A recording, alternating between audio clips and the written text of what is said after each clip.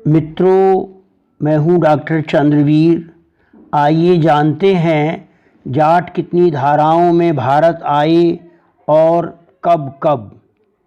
ऐतिहासिक सत्य ये है कि भारत में ऋग्वेद वर्णित जैत आर्यों का आगमन 3 धाराओं में हुआ, जिनके 3 कालखंड इस प्रकार माने जाते हैं। पहला आगमन हुआ 3री सहस्राब्दी ईसा पूर्व के मध्य से 2री सहस्राब्दी ईसा पूर्व के उत्तरार्ध तक। दूसरा आगमन हुआ 2री सहस्राब्दी ईसा पूर्व के पूर्वार्ध से मध्यकाल तक। परंतु तीसरा आगमन दीर्घ काल के पश्चात लगभग 3-4 शताब्दी ईसा पूर्व से 3-4 शताब्दी ईसा पूर्व तक होता रहा। जरित आर्यों के आगमन की दिशा के बारे में जानने के लिए भारत प्रायद्वीप की भौगोलिक सीमा उत्तर से पूर्वोत्तर तक हिमालय की अलंघ्य उच्च पर्वत श्रेणियों से घिरी है। पूरब, पश्चिम, दक्षिण में क्रमशः बंगाल की खाड़ी, हिंद महासागर और अरब सागर हिल्लोलित हो रहे हैं। प्राचीन काल में इन दिशाओं से न तो मानव आवर्जन आसान था और न ही शत्रुओं का आक्रमण ही। इस प्रकार पश्चिमोत्तर ही एक दिशा थी जिससे आवर्जन और प्रव्रजन के लिए सुलेमान की पहाड़ियों में अफ़गानिस्तान की सीमा पर उत्तरी दर्रा खैबर और बलूचिस्तान की सीमा पर दक्षिणी दर्रा बोलन है। अतएव मध्य और पश्चिमी एशिया, यूरोप एवं अल्ताई पर्वत के पूर्वी प्रदेशों से आने वाले जरित आर्य और विभिन्न जरित वंशज जातियां या तो हिंदू कुश की पहाड़ियां पार करके या फिर ईरान के रास्ते भारत आ सकीं। 3री सहस्राब्दी ईसा पूर्व के मध्य से 2री सहस्राब्दी ईसा पूर्व के उत्तरार्ध तक भारत में आने वाले जरित आर्य मध्य एशिया के मूल निवासी थे, जिन्होंने नवपाषाण युग के पश्चात चरवाहे का घुमंतू जीवन छोड़कर कृषि करना शुरू किया और ऋग्वेद वर्णित जरित, जरित्र, जरित्री कहलाए। परिवार सहित अपने खेतों पर बसने और गत्यात्मक मानसिकता बनाए रखने के कारण अन्यों द्वारा उन्हें आर्य संबोधित किया गया।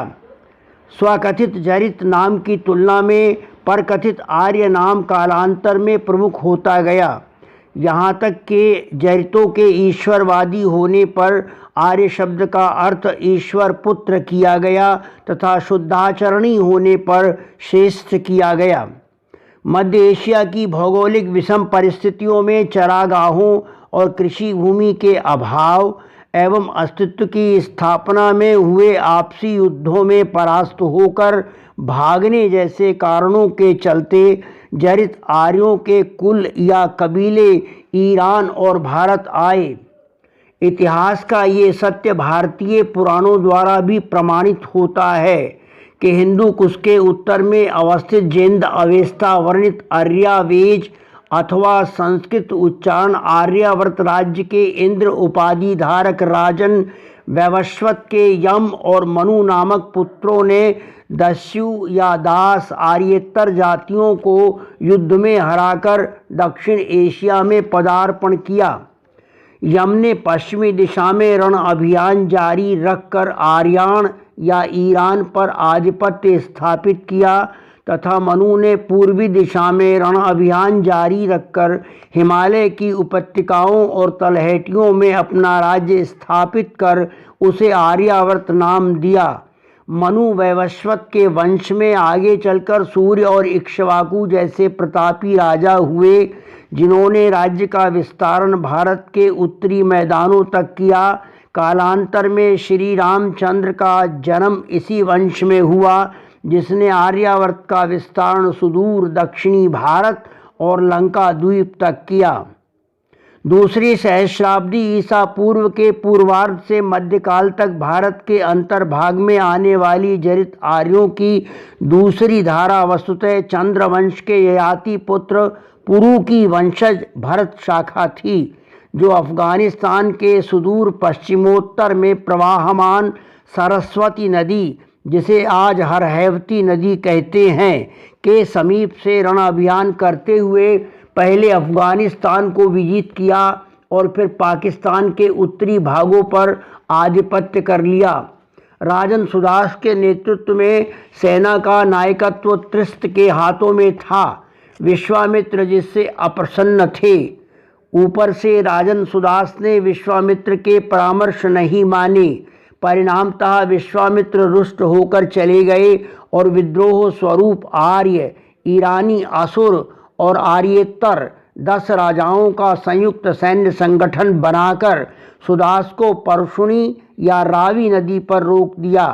विश्वामित्र द्वारा 10 राजाओं की संयुक्त सैन्य शक्ति को नेतृत्व देने के ऋग्वैदिक प्रमाण से ज्ञात होता है कि अयोध्या का तत्कालीन राजा दशरथ था, क्योंकि कुछ वर्षों के पश्चात विश्वामित्र ने राम और लक्ष्मण को अपना शिष्य बनाया था। पुरुषणी या रावी नदी के पूर्वी तट पर मरुतों और तत्कालीन इंद्र के सैन्य सहाय से सुदास ने दशराज युद्ध लड़ा और जीतकर अपना राज्य स्थापित किया। जिस नदी के किनारे उन्होंने अपनी राजधानी बनाई उसका नाम अपने आदि निवास की नदी के नाम पर रखा, सरस्वती। राजन सुदास ने ब्रह्मा की उपाधि धारण की, जिससे उनके राज्य का नामकरण हुआ ब्रह्मावर्त। शास्त्रों में ब्रह्मावर्त को सरस्वती और दृश्यद्वती नदी के बीच का भूभाग कहा गया है, जो वर्तमान हरियाणा प्रदेश माना जाता है। राजन सुदास ब्रह्मा ने ब्राह्मी लिपि का आविष्कार कराकर श्रुति ज्ञान का लिप्यांकन कराया, जिससे विश्ववांग्मय के आदि ग्रंथ ऋग्वेद की रचना हुई। आगे चलकर इन्हीं भरतवंशियों में कुरु नामक प्रतापी राजा हुआ, जिसके नाम से कुरु वंश की स्थापना हुई। इसी वंश के दुष्यंत पुत्र भरत के नाम पर आर्यवर्त का नाम भरतवर्ष और फिर भारत हुआ। ईसा से लगभग 8 शताब्दी पूर्व इसी वंश के कौरवों और पांडवों ने इतिहास प्रसिद्ध युद्ध महाभारत लड़ा।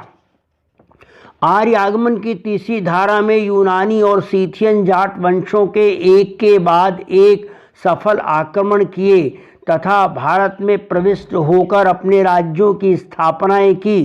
326 ईसा पूर्व मकदूनियन गेटाई यानी मकदूनियन जाट नरेश सिकंदर ने भारत के पश्चिमोत्तर भूभागों और उससे सटे हुए प्रदेशों पर अधिकार करके उन्हें अपना उपनिवेश बनाया। इसी कालखंड में खोतन के मौर्य जटों ने चंद्रगुप्त मौर्य के नायकत्व में नंशवंत के घनानंद को अपदस्थ कर पाटलिपुत्र साम्राज्य हथिया लिया और आज मोर वंश के जाट उन्हीं के वंशज हैं। ईसा से 2 शताब्दी पूर्व मध्य एशिया में अवस्थित सीथिया के शक आदि अनेक वंशीय जाट शाखाएं अपनी सैन्य शक्ति के बल पर भारत में आईं। महाभारत के भीष्म पर्व, सभा पर्व, आदि पर्व और उद्योग पर्व के साक्ष्य से दिलीप सिंह अहलावत ने अपनी पुस्तक जाट वीरों का इतिहास में सीथिया के उन जाट वंशों का उल्लेख किया है जो भारत में आने के बाद पहले से रह रहे जरटों या जटों में विलय हो गए। उन जाट वंशों के नाम हैं शक, बर्बर या बब्बर, शिवी, पहलव, कंबोज, तुषार, कुंडू, नाग, कालखंडे, कंग, दरद, सिहाग, हेर, भुल्लर, दरिया, मोर और नौहार आदि आदि। सबसे अंत में ईसा से 1 शताब्दी पूर्व वर्तमान चीन के शिनजियांग प्रदेश में अवस्थित कांगसू प्रदेश से आए हुए ऋषिक वंशी जुटी या जाट पहले तजाकिस्तान के ग्रीको बाख्तर में स्थापित हुए तथा फिर भारत में आवर्जित हो गए। उन्हीं में से कुषाणवंशी कनिष्क ने अपना साम्राज्य बनाया। जाटों में आज कुषाण या कुशवान वंश पाया जाता है। इस प्रकार करीब 2.5 सहस्राब्दियों में जैरितों और जटों की 3 शाखाएं भारत में आईं और आपस में आत्मसात होती गईं। परिणामतः भारत में जट जाट एक विशाल और सशक्त जाति बन गई। इस वीडियो से संबंधित साक्ष्य डिस्क्रिप्शन में दिए गए हैं। अगर ये वक्तव्य अच्छा लगे तो लाइक कीजिए, शेयर कीजिए और सब्सक्राइब तो अवश्य कीजिए ताकि अगले वीडियो आप तक पहुंच सकें। पूरा वक्तव्य सुनने के लिए आपका हार्दिक धन्यवाद। नमस्ते।